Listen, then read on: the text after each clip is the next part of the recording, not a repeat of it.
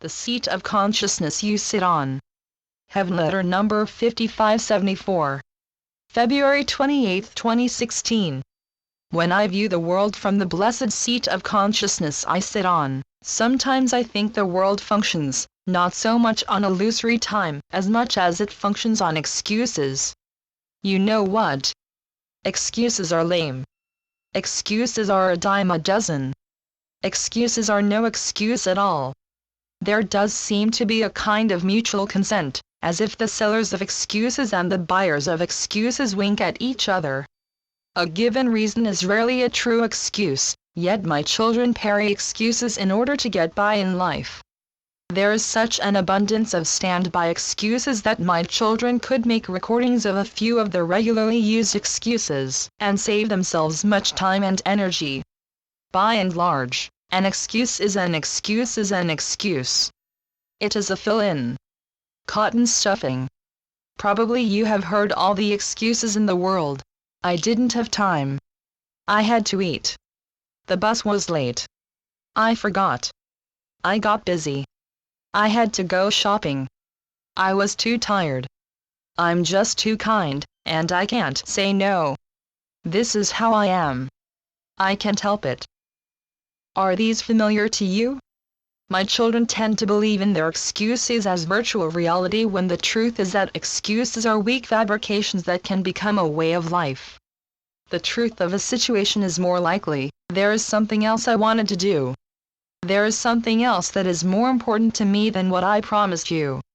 I don't like to be depended on. I take on too much. I make promises I cannot keep. The truth is you make promises, and you break your promises, meaning to justify your innocence. The real story is covered up. The real story is that too many are glib at making excuses, and they are glib at not following through on what they say. The real story is that they put their convenience way ahead of their word. Those who make excuses dilly-dally. They want to be excused from responsibility. They don't want to face facts. They want to bide their time. They want credit just the same.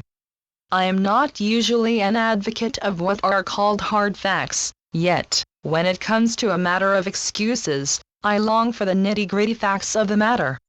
Excuses are pretenders to the throne. They are hot air. Excuses are not stones that you step on to get across to the other side. They are not a foundation. They are slippery. The pretender grabs onto nothing and fakes getting across. He beats around the bush. He likes to believe in his excuses sincerely, which means he is saying he is powerless. Excuses are a way of getting away with something. Excuses postpone. The ones who make excuses desire to maintain illusion and pull the wool over their own eyes.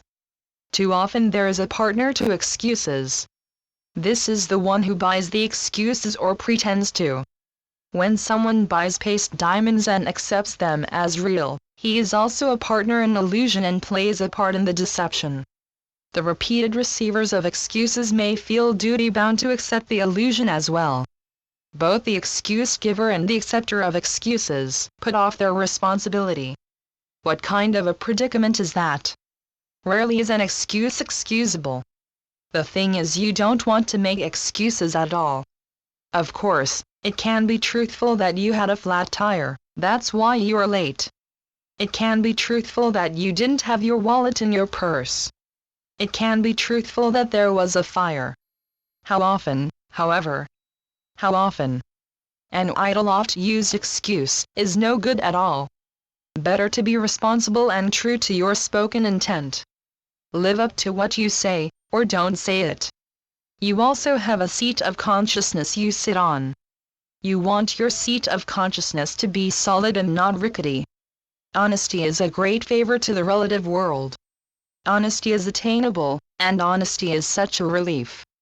Of course, the main thing is to be honest with yourself. For what value is it for you to pander to yourself under a mere guise? For what value are empty words? Never mind the past now. Begin anew. You are deserving of giving and receiving the plain truth. Channeled by Gloria Wendroff. Heavenletters.org